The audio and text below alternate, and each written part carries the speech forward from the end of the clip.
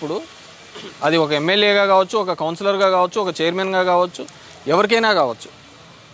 ఆ ఆపర్చునిటీ ఉన్నప్పుడు నువ్వు ఎంతమందికి 10 మందికి న్యాయం చేస్తావు? నీ చేతిలో ఉండే పనిలో చేయాలా? అది వదిలిపెట్టి ఇంకోసారి అయితే చేసింది నేను నెక్స్ట్ టైంకి అయితే చేస్తానంటే ఎట్లా? నీకు 5 సార్లు సర్క్యులేట్ చేసినారు ఫైలు. సో ఈ మోటివేట్ దెమ్మా మీరు మోటివేట్ చేయండి, జనాలకు చెప్పండి. మరి దీనివల్ల మాకు వచ్చే ప్రభుత్వంకి వచ్చే ఆదాయం ఏం లేదు, నీకు హక్కు కల్పిస్తున్నాం. 22A సబ్ రిజిస్టర్లో నుంచి తీసేస్తున్నారు. Exactly that's what we're saying. అందరికనొచ్చు ఈరోజు నన్ను ఎవడు అడగలే కదా అని, కానీ నీ ఇంటి మీద అంత భారం ఉంది. నువ్వు ట్రాన్సాక్షన్ చేయాలనుకుంటేనే కూడా చేసుకోలేని పరిస్థితి ఉంది. రెండోది సిటిజన్ చార్టర్డ్ వాలంటీర్లకు మీకుమ్మా అంత క్లియర్గా చెప్పినాం. సిటిజన్ అవుట్ రీచ్ మీరు అంత క్లియర్గా ఉంది, మీరు ఇంటింటికి పోయి నీట్గా చెప్పాలి అని చెప్పినాం. అయినా కూడా మీరు చేయకపోతే ఎట్లా? అంత క్లియర్గా చెప్పినాం కదా. మీరు ఎక్స్ప్లెయిన్ చేయాలా, ఎమర్జెన్సీ అయితే ఎవరు, ఆడపిల్లలకు అన్యాయం జరిగితే ఏ నెంబర్ కొట్టాలి, ఇవన్నీ కూడా చేయాలా. మా ఫోన్ నెంబర్లు అవన్నీ, మీకు ఏమైనా సమస్య వస్తే మాకు తెలియజేయండి అని చెప్పడానికి సిటిజన్ అవుట్ రీచ్ అని. ఏదో బయట గోడలు కతికించి ఉండబోతే ఎట్లయితుంది?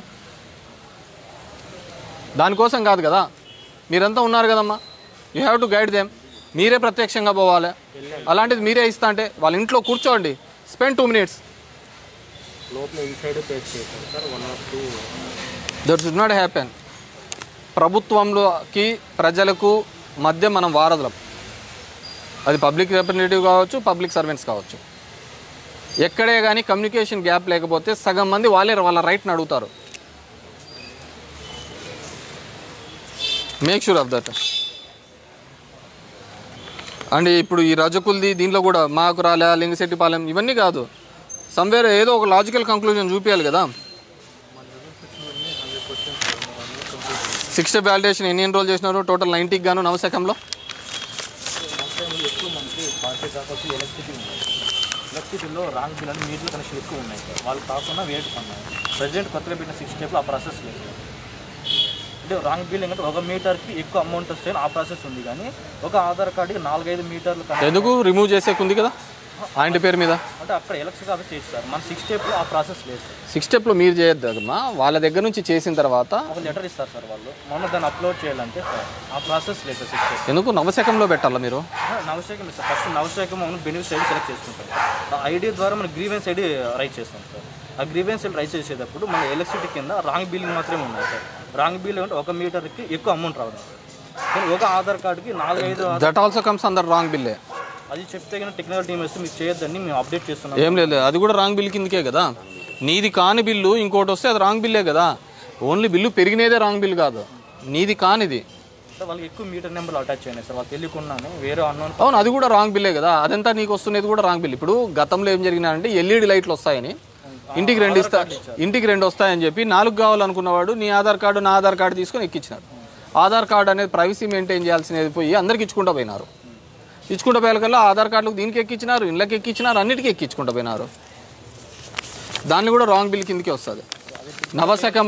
నవశకంలో ఉన్న 90కి 90 కేసులు ఎక్కాల. దాంట్లో ఈ 90 కేసులలో పెన్షన్లు ఎన్ని ఉన్నాయి చెప్పండి? ఓన్లీ 6 కేసెస్ పెన్షన్స్కి అన్ఫ్రీజ్ అయినాయి. ఇవి కాకుండా ఇంకా పెన్షన్కి సంబంధించిన సమస్యలు ఏవీ లేవు.